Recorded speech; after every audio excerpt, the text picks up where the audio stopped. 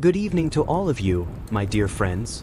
Tonight, I will tell you the story of Ali Baba and the 40 Thieves so that you can have a restful sleep. Settle comfortably into your beds and enjoy the story. Sending you lots of love. Ali Baba and the 40 Thieves. Long ago, in a distant land, there lived a man named Ali Baba. He was a woodcutter. Every day, he would cut wood from the mountains and sell it in the city. That was how he made his living. Ali Baba was a good and kind man. His wife was just as kind. The couple lived a happy life together. Their only problem was that they were poor. Ali Baba had a brother named Qasim. Qasim was a very wealthy man, but he was also extremely greedy and stingy. One morning, Ali Baba took his donkey and went to the forest, as he did every day. When he arrived, he noticed something strange, a cloud of dust rising in the distance, getting closer. Curious, he tied his donkey to a tree and climbed to a higher spot to hide behind a rock and watch. Soon, 40 riders emerged from the dust. All of them were armed and had sacks hanging from their saddles. Ali Baba quickly realized who they were. They were the infamous 40 Thieves, who had been terrorizing the region for years. Ali Baba was terrified. He wanted to run away, but fear kept him frozen in place. Then, the leader of the thieves stepped forward and shouted in a deep voice, "Open sesame!" At that command, the large rock in front of them rumbled and opened, revealing a hidden entrance. The thieves entered the cave with their horses, and the rock closed behind them with a thunderous noise. Ali Baba was in shock. He tried to stand up but couldn't. His knees were weak with fear. A little while later, the rock opened again with a loud noise. The thieves came out, but their sacks were gone. They had left them inside the cave. The leader shouted again, "Close sesame!" The cave door shut once more, and the thieves rode away swiftly. When they were gone, Ali Baba came out of hiding. He stood before the rock and wondered if he could do the same. Nervously he said, "Open sesame!" To his amazement, the rock opened with a loud rumble. Ali Baba, full of fear and curiosity, stepped inside. He waited a moment for his eyes to adjust to the darkness. Meanwhile, the rock closed behind him again. What he saw took his breath away. The cave was full of gold, sack upon sack of treasure. Ali Baba remembered his poverty and thought, "If I take just a handful of gold from each sack, the thieves won't even notice." He went outside, brought in his donkey, and took a handful of gold from each sack, filling the saddlebags. He then covered the bags with sticks and wood so the gold wouldn't be seen. Happy and excited, he headed back to the city. When he got home, he told his wife everything that had happened. After suffering in poverty for years, she was thrilled at the thought of a more comfortable life. After dinner, Ali Baba wondered how much gold they had. "I wonder how much gold this is, my dear?" he asked. His wife replied, "There's one way to find out. I'll go borrow a scale from Qasim's house and we can weigh it." Ali Baba agreed. She went to Qasim's house. Qasim's wife opened the door with a scornful look. "What do you want now?" she asked rudely. Ali Baba's wife said, "I need to borrow your scale, sister-in-law.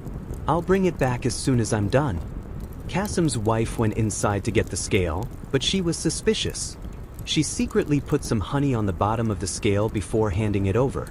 Ali Baba and his wife weighed the gold and found out how much they had. Later, Ali Baba dug a hole in the stable and buried some of the treasure. When his wife returned the scale, Qasim's suspicious wife looked at the bottom, and to her shock, a gold coin was stuck to the honey. "So, the poor Ali Baba is now rich enough to weigh gold, is he?" she muttered and ran to tell her husband. The next day, Qasim went to Ali Baba's house. "So, brother, I hear you're rich enough to weigh gold now. What's going on?" Ali Baba pretended not to understand, but Qasim wouldn't let it go. He told him about the gold coin found on the scale. Ali Baba could no longer keep the secret. He told Qasim everything, including the location of the cave. Qasim went home. His wife, waiting eagerly, learned the story too. She said, "Go right away and empty the cave, my dear Qasim." Qasim always obeyed his wife. He prepared his mules, packed the saddlebags, and set off for the cave. When he reached the rock, he shouted, "Open sesame!" The rock opened, and Qasim entered. As soon as he was inside, the door shut behind him. He waited until his eyes adjusted to the darkness and then was amazed at the treasure before him. He jumped into the piles of gold, rolling in joy and excitement. But then he remembered the thieves and became afraid. He ran to the entrance and tried to recall the magic words. Open wheat? Scatter barley? What was it again? He muttered in confusion. No matter how hard he tried, he couldn't remember the right words. Time passed quickly. Soon, the thieves returned and saw the mules outside. They knew someone was inside. The leader shouted, "Open sesame!" Kasim, hearing this, hid in a corner. But the thieves quickly found him and punished him on the spot. They then unloaded their sacks and left for more raids. Meanwhile, Ali Baba was worried when Kasim didn't return. He set off to the cave and found his brother injured and unconscious.